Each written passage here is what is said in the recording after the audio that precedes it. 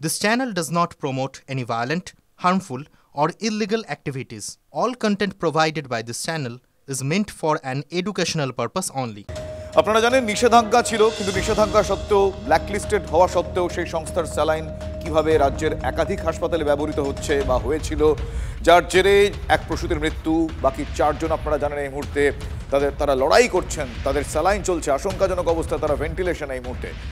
উলটপুরাণ উত্তরবঙ্গ মেডিকেলেও নিষেধাজ্ঞা আসার আগেই পশ্চিমবঙ্গ ফার্মাসিউটিক্যালের স্যালাইন বন্ধ করে দেওয়া হয়েছে। জানুয়ারিতে নিষেধাজ্ঞা জারি করে স্বাস্থ্য দপ্তর, কিন্তু অক্টোবর থেকেই বন্ধ করে দেওয়া হয় সংশ্লিষ্ট সংস্থার স্যালাইন, এমনটাই দাবি করছেন উত্তরবঙ্গ মেডিকেলের সুপার সঞ্জয় মল্লিক। উত্তরবঙ্গ মেডিকেল সতর্ক হতে পারলে অন্য হাসপাতাল হতে পারলো না কেন, হলো না কেন, কার নির্দেশে হাসপাতালে ঢুকেছে পশ্চিমবঙ্গ ফার্মাসিউটিক্যালের এই স্যালাইন, এ প্রশ্ন উঠছে। আমার সহকর্মী প্রসেনজিৎ এই মুহূর্তে আমাদের সঙ্গে রয়েছেন। প্রসেনজিৎ, প্রত্যেকটা মুহূর্তেই আমরা জানি যে এই ধরনের ঘটনায় কিছু কিছু দৃষ্টান্ত থাকে, সেই দৃষ্টান্ত থেকে আশার আলোটা জাগরুক থাকে। এক্ষেত্রে এই হাসপাতাল সেই নিদর্শন, বাকিরা পারলো না কেন সে প্রশ্ন আমরা উত্তর খুঁজবো। এক্ষেত্রে তারা কি করে পারলেন, কি নির্দেশ, একটু ডিটেইলে জানবো। দেখো, 2023 সালে কর্ণাটকের সরকার এই কোম্পানিকে ব্যান করে যে তাদের তৈরি স্যালাইনে নানা পার্শ্ব প্রতিক্রিয়া দেখা দিচ্ছে। তখন আমাদের রাজ্যে কারো টনক নড়েনি। পুজোর আগে উত্তরবঙ্গ মেডিকেল কলেজে যে স্যালাইন সাপ্লাই করা হয়েছিল সেটিও এই কোম্পানির স্যালাইন, যেহেতু সেন্ট্রাল স্টোরের মাধ্যমে গোটা রাজ্যেই সরবরাহ করা হয়। উত্তরবঙ্গ মেডিকেলের চিকিৎসকরা কিন্তু তাদের অভিজ্ঞতার নিরিখে দেখেন এই স্যালাইন রোগীদের সরিয়ে দিলেই তাদের জ্বর, খিঁচুনি বা অন্যান্য উপসর্গ দেখা দিচ্ছে। তারা দ্রুত হাসপাতাল কর্তৃপক্ষকে রিপোর্ট করেন এবং অভিজ্ঞতার নিরিখে তড়িঘড়ি সেই স্যালাইন কিন্তু বন্ধ করে দেওয়া হয়। সুপার সঞ্জয় মল্লিক স্পষ্ট বলছেন, পুজোর মুখে এই রিঙ্গাল ল্যাকটেড স্যালাইন পশ্চিমবঙ্গ ফার্মাসিউটিক্যালের তারা বন্ধ করে দেন।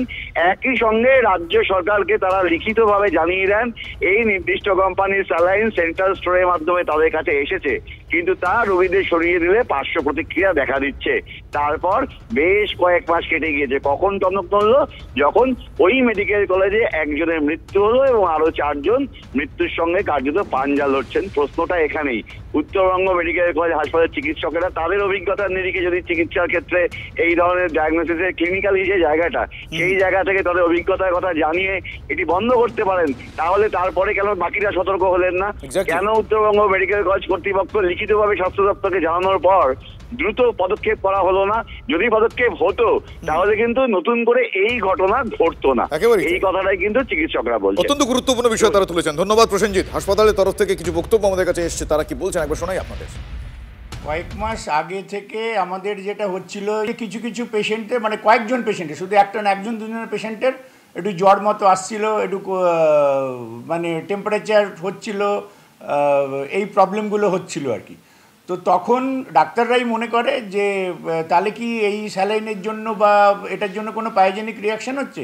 তখন থেকেই আমরা একটু সতর্ক হয়ে যাই এবং এটা যেহেতু রিঙ্গাল ল্যাকটেড ছিল, তখন ডাক্তাররা এর বদলে নর্মাল স্যালাইন বা 5% ডেক্সট্রোজ এগুলো ইউজ করা শুরু করে। তো ইনিশিয়ালি আমরা এগুলোকে তখন থেকে কমিয়ে দিই। এটা কি এই কোম্পানির স্যালাইন?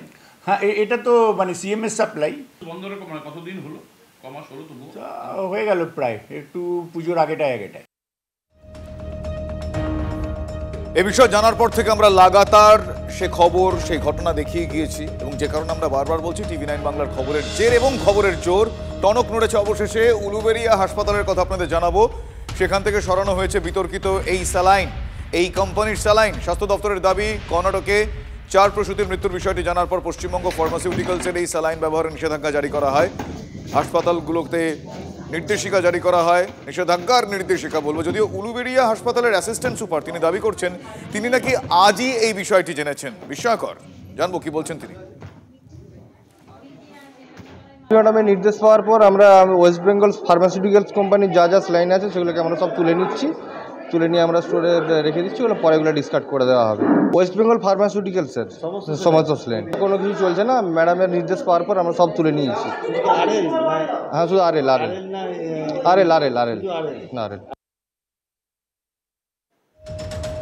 আমার সহকর্মী তন্ময় প্রামাণিক এই মুহূর্তে আমার সঙ্গে রয়েছেন। তন্ময়, আমরা যারা দীর্ঘদিন ধরে সাংবাদিকতা করছি আমরা জানি যে আমরা বলি যে অনেকগুলো ঘটনা আসলে কোন খবরটা বড় খবর মানুষের কাছে এই মুহূর্তে পৌঁছানো উচিত, ওই সঠিক সময় সঠিকভাবে রিয়্যাক্ট করতে হয়। কিন্তু এরকমই চিকিৎসা ক্ষেত্রে এত ইম্পর্টেন্ট একটা নির্দেশিকা, যেখানে কর্ণাটকের একটা ঘটনা টনক নড়িয়েছে, এক একজন এক এক হাসপাতাল এক এক সময় রিয়াক্ট করছে, কেউ বলছে আজ জানলাম, কেউ বললো আগে জেনে রিয়াক্ট করেছি, এই রকম ইউনিফর্মিটির অভাব কেন, কি মনে হয়?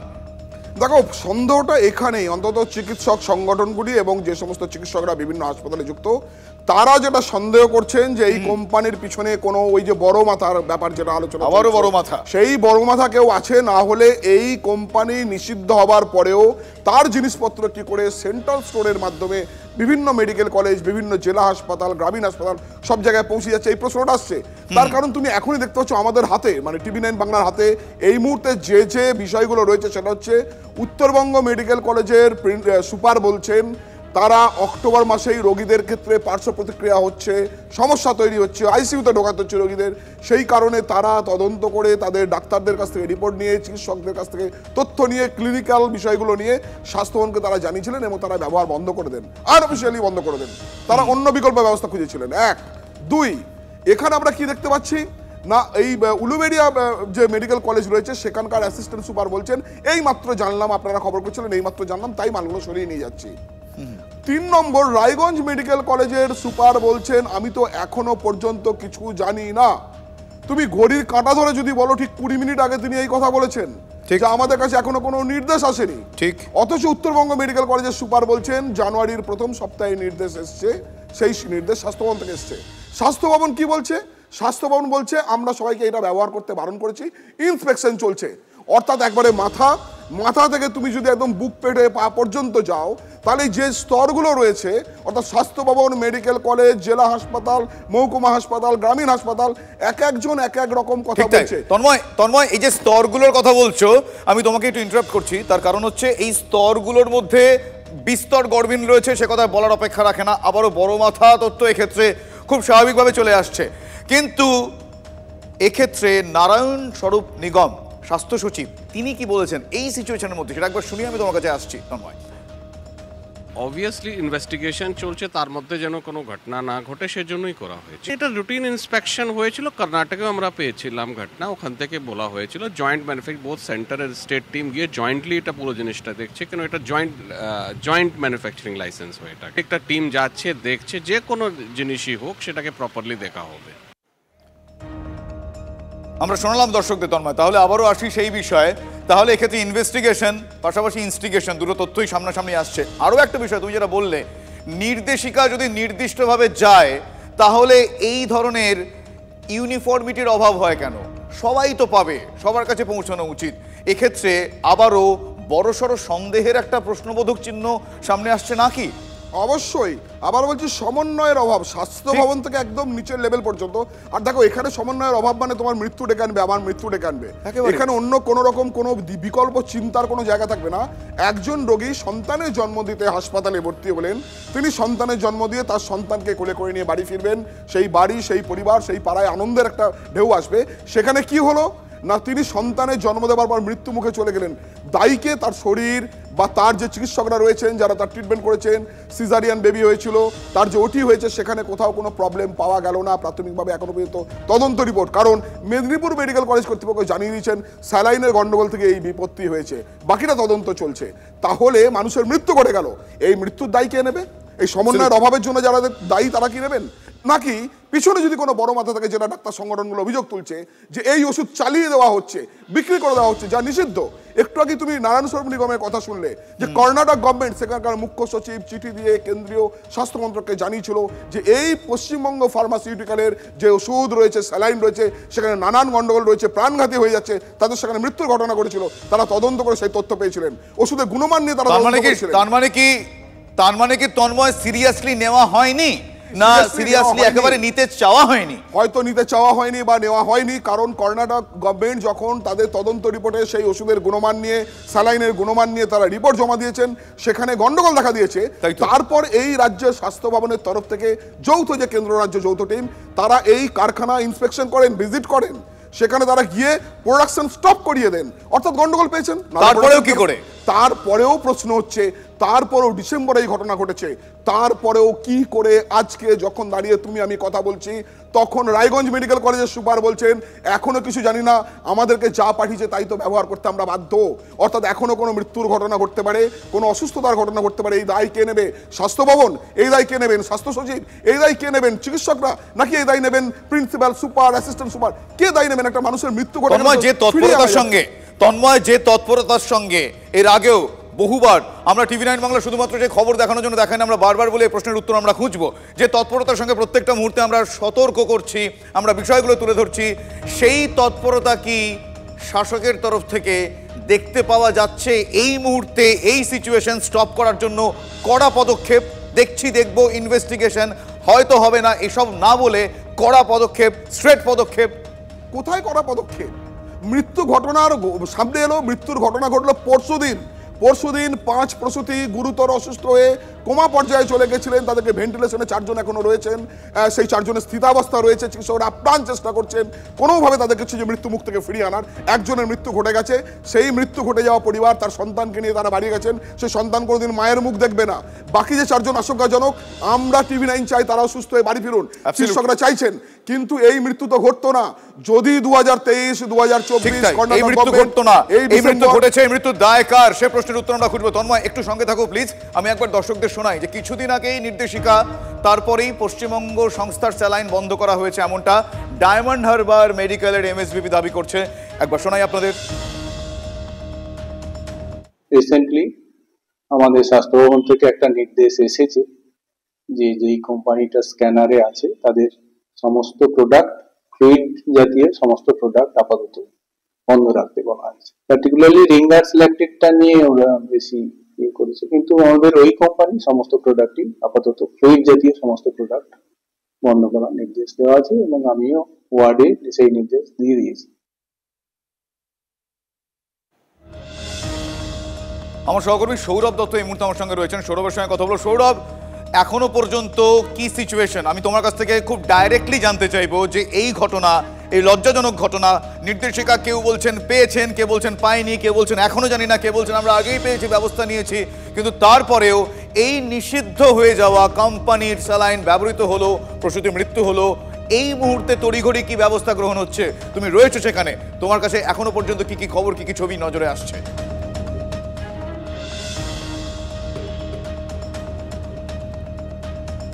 দেখো, বিভিন্ন হাসপাতালের ছবি আমাদের কাছে এসে পৌঁছেছে, সেই ছবিগুলো আমরা দেখাচ্ছিও। আরজিকর মেডিকেল কলেজ সেই তালিকায় রয়েছে, সেই তালিকায় যে মেডিকেল কলেজগুলোর ছবি আমরা দেখিয়েছিলাম এসএসকেএম সেই তালিকাও রয়েছে। তারা কিন্তু স্বাস্থ্য ভবনে যখন আমরা বার্তা পৌঁছে দিই, আমাদের খবর পৌঁছে দিই যে এখনো পর্যন্ত বিভিন্ন রাজ্যের মেডিকেল কলেজ এবং হাসপাতালগুলোতে এই বিতর্কিত সংস্থা যে 14টা প্রোডাক্ট, সেই 14টা প্রোডাক্ট এখনো পর্যন্ত সেখানে ব্যবহার করা হচ্ছে। আমরা জানতে চাই, আমরা ক্যাটেগরিক্যালি জানতে চাই যে 7 তারিখে অর্ডার ছিল, সেই 7 তারিখের অর্ডারে বলা হয়েছিল স্টপ ম্যানুফ্যাকচারিং ইউনিট, এই কোম্পানির সংস্থা 14টা প্রোডাক্ট ইউজ হবে না। তারপরও মেদিনীপুর মেডিকেল কলেজে সেই প্রোডাক্ট ইউজ হলো, একজন প্রসূতি মারা গেলেন, 4 জন শিশুতে সংকটজনক অবস্থায় লড়ছেন, তাদের জন্য বিশেষজ্ঞ দল পাঠাতে হচ্ছে, তারপরও এই ওষুধ ব্যবহার করা হচ্ছে এই সংস্থার প্রোডাক্টগুলো। কেন সতর্কতামূলক পদক্ষেপ হিসেবে যেটা স্বাস্থ্য ভবন যে নির্দেশ 7 তারিখে জারি করেছে তা কার্যকর হচ্ছে না? আমাদের কাছে নামের তালিকা চেয়ে পাঠান স্বাস্থ্য ভবনের শীর্ষ কর্তারা যে কোন কোন হাসপাতালের তথ্য আমাদের কাছে আছে। আমরা দায়িত্বশীল সংবাদ মাধ্যম হিসেবে আমরা প্রশাসনের কাছে সেই সমস্ত তথ্য তুলে ধরি এবং তারপরেই রাজ্যের সবকটি মেডিকেল কলেজকে ক্যাটেগরিক্যালি ডিরেক্টর অফ মেডিকেল এডুকেশনের তরফে জানিয়ে দেওয়া হয়েছে।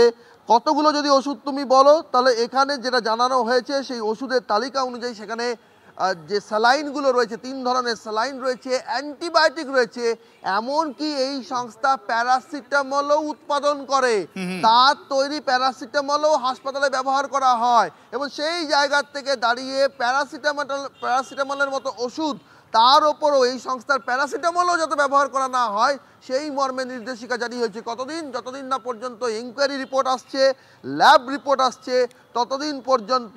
এবং মেডিকেল কলেজে এই খবর ছড়িয়ে পড়ার পর, তার আগেই আমাদের খবর তারা দেখে, খবর ছড়িয়ে পড়ার পর আমরা দেখতে পেয়েছি সঙ্গে সঙ্গে ওয়ার্ডে গিয়ে তারা স্যালাইন খোলার কাজ শুরু করছেন। দ্রুততার সঙ্গে সেই সমস্ত স্যালাইন নামানো হচ্ছে। যেখানে যেখানে এই ওষুধগুলো ছিল, অ্যান্টিবায়োটিক ছিল এই কোম্পানির, সেই জায়গাগুলো সরিয়ে ফেলা হচ্ছে এবং ক্যাটেগরিক্যালি স্বাস্থ্য ভবনের তরফে সেই নির্দেশ আসার পর আপাতত এই তৎপরতা শুরু হয়েছে। তবে শুভজিৎ, আমরা সজাগ রয়েছি, আমরা নজর রাখছি যে এই সংস্থার ওষুধ এখনো আমরা সজাগ থাকবো, আমরা ছিলাম আছি থাকবো, আমরা এই খবর লাগাতার দেখাচ্ছি। শুধুমাত্র সেই খবর দেখানোর জন্য নয়, আরো একবার সতর্ক করার জন্য। নিষেধাজ্ঞা ছিল, নির্দেশিকা জারি ছিল, তারপরেও মানা হয়নি। সমন্বয়ের অভাব নাকি এক্ষেত্রেও কোনো কোট আনকোট বড় মাথা কোনো নির্দেশ ছিল, নির্দেশের অভ্যন্তরে কোনো নির্দেশ ছিল? এই যাবতীয় প্রশ্ন আমরা তুললাম, সাহসের সঙ্গে তুললাম, সে প্রশ্নের উত্তর আমরা চাইব। তবে কেউ কেউ মেনেছেন, কেউ কেউ মানেননি। ফলে ভাবুন, নির্দেশিকা কারো কারো কাছে গিয়েছে, কারো কারো কাছে যায়নি। নিষেধাজ্ঞার পরেও একের পর এক সরকারি মেডিকেল কলেজে এই নিষিদ্ধ স্যালাইন কি করে ব্যবহৃত হলো। মুর্শিদাবাদ মেডিকেলে একই ছবি, রোগীদের শরীরে পশ্চিমবঙ্গ ফার্মাসিউটিক্যালের নিষিদ্ধ স্যালাইন যাচ্ছে। দেখুন সেই ছবি আমরা এনসার্কেল করে অ্যারো দিয়ে দেখাচ্ছি আপনাদের, চোখে আঙুল দিয়ে দেখানো বলে এটাকে। এরপরেও কেন টনক নড়ছেন? আমরা লাগাতার সে প্রশ্ন, লাগাতার সে সম্প্রচার চালিয়ে যাব যতক্ষণ না এই নির্দেশিকা, নিষেধাজ্ঞা সার্বিকভাবে জারি হয়।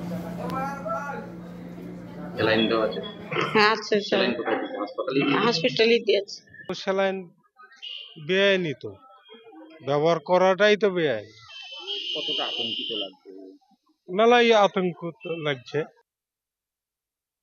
করেছে পশ্চিমবঙ্গ ফার্মাসিউটিক্যাল কোম্পানির বিভিন্ন ঔষধ এবং স্যালাইন, কিন্তু তারপরেও আজ শনিবার দুপুর 12:30 বেজে গেলেও কিন্তু সেই পশ্চিমবঙ্গ ফার্মাসিউটিক্যাল কোম্পানির স্যালাইন কিন্তু ব্যবহার করা হচ্ছে মুর্শিদাবাদ মেডিকেল কলেজ হাসপাতালে। এই মুহূর্তে মুর্শিদাবাদ মেডিকেল কলেজ হাসপাতালে যারা ভর্তি রয়েছে তাদেরকেও কিন্তু সেই ফার্মাসিউটিক্যাল কোম্পানির যে স্যালাইন বা অন্যান্য ঔষধ আছে সেগুলি দেওয়া হচ্ছে। এই যে মেদিনীপুরে মৃত্যুর ঘটনা ঘটেছে, তারপরে কিভাবে এই স্যালাইন ব্যবহার করছে, কার অঙ্গুলি হিলনে এই মুর্শিদাবাদ মেডিকেল কলেজে এই নিষিদ্ধ ফার্মাসিউটিক্যাল কোম্পানির ঔষধ ব্যবহার হচ্ছে, সেটাই প্রশ্ন উঠছে। কোনো মৃত্যুর ঘটনা ঘটলে তার দায় কে নেবে? মুর্শিদাবাদ থেকে ক্যামেরায় সিদ্ধার্থর সাথে কৌশিক, TV9 বাংলা। TV9 বাংলার খবরের জোর। কিছু গুরুত্বপূর্ণ বিষয় এসেছে, আমি আপনাদের জানাবো, আপডেট জানাবো। তবে তার আগে রায়গঞ্জ মেডিকেলের আতঙ্কের ছবিটা একবার দেখিয়ে নিই। এই মাত্র আমরা ফিরবো, একটা গুরুত্বপূর্ণ আপডেট এসেছে, আপনাদের জানাবো। রমরমি ব্যবহার করা হচ্ছে পশ্চিমবঙ্গ ফার্মাসিউটিক্যালের স্যালাইন। স্বাস্থ্য ভবনের নিষেধাজ্ঞার পরেও বিতর্কিত স্যালাইন ব্যবহার করা হচ্ছে। পশ্চিমবঙ্গ ফার্মাসিউটিক্যালে স্যালাইন ব্যবহার করা হচ্ছে। স্বাস্থ্যমন্ত্রী পদত্যাগের দাবি বিজেপি সাংসদ রাজু বিস্তের। তো ওরা বুঝবে না, সেটা তো আমরা বুঝি না। বিষাক্ত হয় ওরাই বলবে ওটা। আমরা আসি ভালোর জন্য, আমরা তো খারাপের জন্য আসি না। যে আমরা জানি যে এই স্যালাইনটা ভালোর জন্যই দিচ্ছে, কি দিবে না দিবে, এখন যদি ওটাও ওরকমই হয়ে যায় এখানে, সেটা তো আতঙ্ক সবারই থাকবে না। ভালোর জন্যই তো আসলাম। গরিব মানুষ কোথায় যাব? নার্সিংহোমে যাব কি? টাকা পয়সা আছে কি আমাদের কাছে? বাঁচার জন্য আসলাম হাসপাতালে। হাসপাতালে ভালো মতো ট্রিটমেন্ট হবে না তো কি করে বাঁচবো? বলতে চাই যে যেটা নিষিদ্ধ ওটা তো দেওয়া ঠিক না। আপনারাও তো দেখলেন? দেখছি তো, এটা তো ভুল, অন্যায় করছে। টেনশন হচ্ছে না, ভয় হচ্ছে না? ভয় হচ্ছে, খুবই ভয় হচ্ছে। वास्तविकता यह है कि पश्चिम बंगाल न भारत सरकार को मानती है, न भारत के कानून को मानती है, न भारत सरकार के गाइडलाइंस को फॉलो करती है। और ब्लैकलिस्ट होते हुए भी अगर इस तरह का जो है लापरवाही हुई है तो उस मंत्री को तत्काल बर्खास्त करना चाहिए।